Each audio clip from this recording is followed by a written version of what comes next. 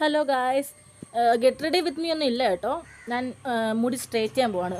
അപ്പോൾ എൻ്റെ മണ്ടയിലൊക്കെ മുടി നല്ലോണം കേളായി. ഇപ്പോൾ ഒട്ടും മാനേജ് ചെയ്യാൻ പറ്റാത്തൊരവസ്ഥ വന്നിട്ടുണ്ട്.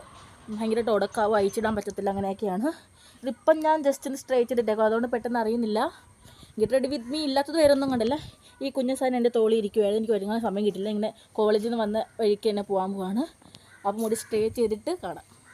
അങ്ങനെ ഷോപ്പിലെത്തി ഞാൻ മുടി സ്ട്രെയിറ്റ് ചെയ്യാൻ വേണ്ടി റെഡി ആയിട്ടിരിക്കുകയാണ്. അവർ മുടിയൊക്കെ നല്ലോണം വാഷ് ചെയ്ത് തന്നു.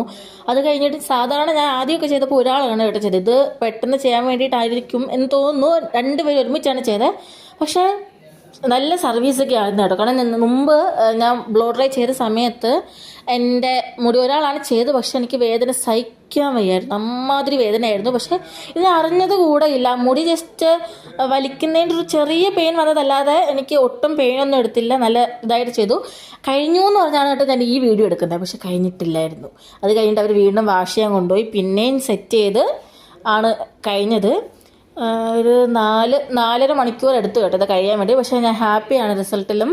അതേപോലെ തന്നെ എനിക്ക് പെയിൻ എടുക്കാത്തത്. ഞാൻ പെയിൻ എടുക്കുമെന്ന് വിചാരിച്ചാണ് ഇത്ര ദിവസം ഇങ്ങനെ പോവാതെ ഇരുന്നത്. പക്ഷെ ഒട്ടും പെയിനൊന്നും എടുത്തില്ല. അങ്ങനെ 4 മണിക്കൂറിന് ശേഷം എൻ്റെ മണ്ടയിലൊക്കെ ചുരുണ്ടിരുന്ന മുടി ഞാൻ വീണ്ടും നൂത്തിരിക്കുന്നു.